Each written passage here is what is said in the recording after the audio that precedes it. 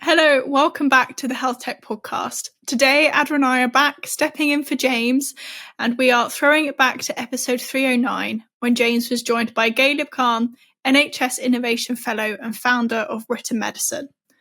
Now, Written Medicine is a company that's improving access to healthcare by translating medical information into a language that patients understand.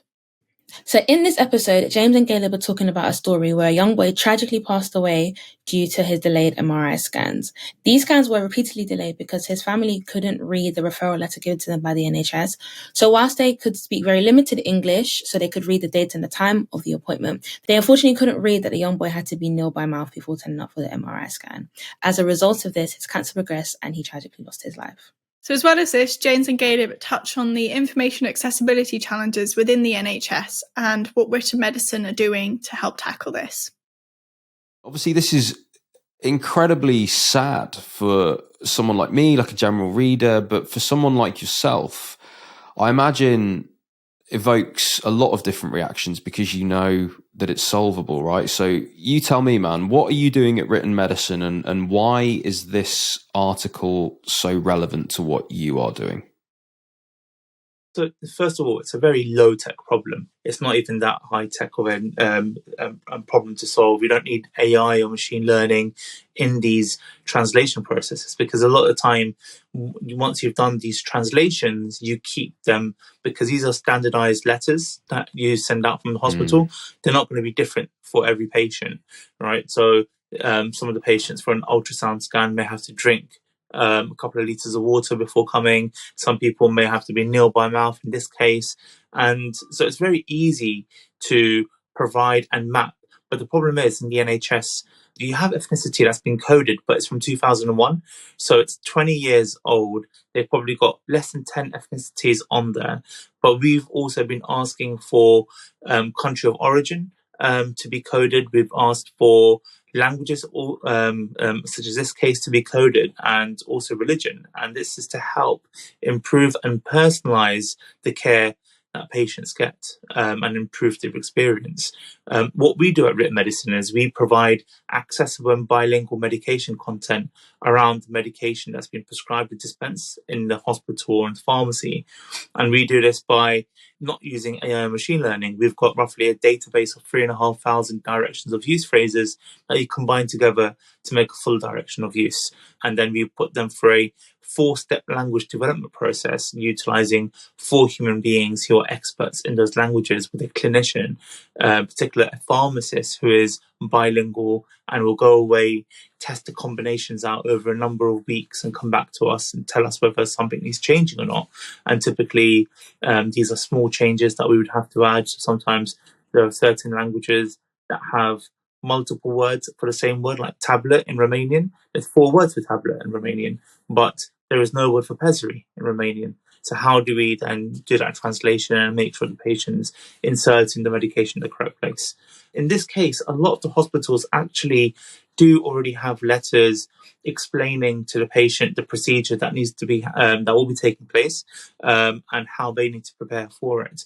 But because of that codification element not being there, they can't map the letters in the different languages to the particular patient. They would have to save it somewhere on their computer and keep on going to that file to retrieve it and then send it as an email or as a text message or by post to the patient. So it's a laborious multi-step process at the moment, which it doesn't need to be.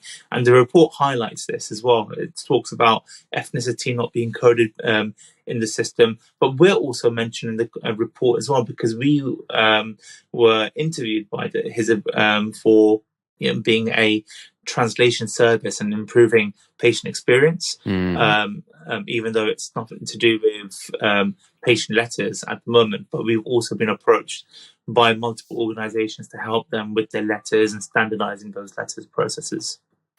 So if you take what's happening right now, and I know this is certainly in the explanation that you just given, but I just want to make this incredibly clear.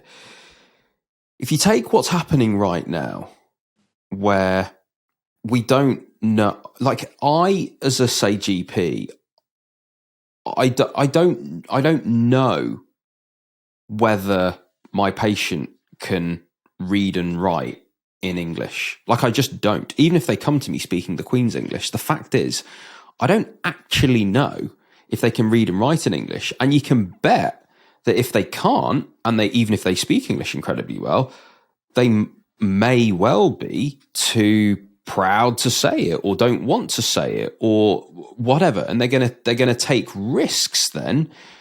And we're taking a huge risk then in what we prescribe. Now, if you expand that into a GP seeing a patient for whom English is their second language, well, the chances of them now reading and writing in English is even less. And then for whom English is not only their second, but perhaps their third, and they don't speak it very well either, then obviously we're getting less and less and less here. Now, you tell me, like, for the GPs that are in those scenarios, and in fact, let's say the GP was actually able to talk to that patient in Hindi at that time by whatever chance that they could, and they had that discussion. They then write the prescription in a borough of London and send them away, right? You tell me, like, what are the chances that patient actually gets that in Hindi? Is that 0% chance now? Like that actually comes back in? Like, this problem must be enormous, and I'm just trying to sort of grasp it in my mind, like what the size of this problem is. So secondary care and primary care have interpreting services, right? Right. But community pharmacy doesn't have access to it. Right. So we will typically, a independent pharmacist, just say in East London, where he knows the main languages are Romanian, Polish, Punjabi, and Hindi, they will hire from those communities to reflect the languages. But that pharmacist typically won't know the ability of that person speaking those languages, because he's not just hiring them for their language services, also their competence to work in a pharmacy as well. So, but that's not been tested. So we don't know what's really being said. I can claim that I speak Urdu and Hindi as a second language, but when it comes to inserting suppositories or pessaries, I won't know the technical words for those, or the formal words for those processes. I will know the slang words, and that will create issues and embarrassment in the conversations and stuff. And typically, patients also will get shy from particular communities if a male pharmacy worker was to speak to them and they were female, and vice versa, about particular conditions and stuff. Another example is, just because an interpreter has been provided in the hospital and the medication was prescribed in the hospital, it doesn't mean the medication is going to be dispensed in the pharmacy or in the community pharmacy where we'll go the same day. So my son, he was seen in January, for example, by a dermatologist online. 10-minute consultation. We didn't get the medication until March. So whatever was said in that consultation in January, we're not going to remember 100% until March, how to apply these creams and so forth. And a lot of these creams, when we're getting them, it just says as directed on them. It doesn't say apply twice a day, blah, blah, blah, for a particular area. And he's received multiple creams for multiple areas. So we had to write down during the consultation what those were going to be for. Do you have estimates on the sort of size of this problem, either from, I suppose, the individual morbidity, mortality, or maybe like financial at systems level? Do you know the kind of scale of it from either of those perspectives? Typically, ethnic minority communities tend to complain the least when it comes to services that they've received. Right. As someone like Dr. Bola Owolabi just said last week, these communities are not the well-heeled or sharp-elbowed to know what they're doing and demanding the service that they need. Right. Sometimes errors do occur and deaths do occur, but the profession may not know about it. And one of these Wow. cases where in a hospital in London, what I was told by a superintendent pharmacist, where they're providing outpatient pharmacy dispensary services in that area where the patient did pass away. But we know for a fact that mistakes happen on a daily basis. Patients just randomly sharing medicines and so forth, not knowing what those are. Typically, that could be even in an English-speaking community as well. But in an ethnic minority community, yeah, it's just like, oh, you haven't taken your blood pressure tablets, so take mine. We can Right. share ours and so forth. So there we had James and Ghalib talk about a major issue that is affecting many people, not just across the UK, but across the globe, which is accessing healthcare information and the challenges to accessing that information due to language barriers. And we think what written medicine are doing is really important because there are founders out there that are solving really niche, also very important problems. But this is an issue. So health equity, accessing medicine, accessing healthcare, accessing the language is an issue that affects the masses. So whilst we meet many founders doing really cool things, it's quite interesting how this is an issue that affects so many people. It literally affects the masses, but it isn't being as widely addressed as I feel like it should be, because at the end of the day, just like the story that James mentioned, a little boy died, and he didn't have to. Something as simple as ensuring that his parents could read the information as referral letter could have saved his life, essentially. So yeah, accessibility to healthcare shouldn't be a luxury, it's a priority for everybody. I really like the point you made, Adama, that, access to healthcare is a necessity and it's by no means, a luxury.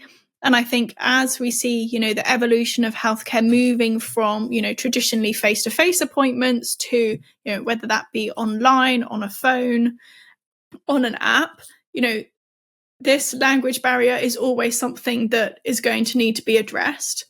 Didn't we speak about health equity at the last Healthtech Talks? Yeah, you're so right. We actually had a really great panel and really interesting conversation about this topic and kind of accessibility to health information and whether, is the information becoming kind of a gatekeeper of care? One thing that the panel touched on a lot was obviously the increase in kind of health information online, on social media, with kind of the rise of Instagram and YouTube, and how it is creating kind of this new model of healthcare with people, accessing information on social media and kind of using it to kind of better inform their own health. One interesting point that the panel made is obviously with the rise of social media, this meaning that health information is, as I said, becoming scalable. But ultimately, that doesn't necessarily mean that it's going to be accessible to everyone. So much like, Ghalib's story, whether that be, a language barrier or, maybe the older generation who isn't necessarily online or on social media. And I think one fact that kind of came out of the panel that really hit home was the fact that, there is a significant correlation between improved health literacy and lower mortality rates. So much like what written medicine are doing, we all have this collective responsibility to ensure that the information that is going out there is accessible and high quality to the people that are receiving it. Yeah, I agree with you, because I feel like we're constantly hearing stuff about healthcare accessibility. It's kind of turned into a buzzword at this point, but are we truly making healthcare accessible? Because if we think about it, yes, people have access to the information. So yes, that young boy's family had access to the information, but they couldn't understand it. So what use was that access in the first place? So when we talk about improving healthcare accessibility, we need to really mean what we say, because ultimately that's going to be the only way we can work towards improving patient care. So we hope you enjoyed Ghalib's episode, and Adama and I will see you next time on the Healthtech Podcast.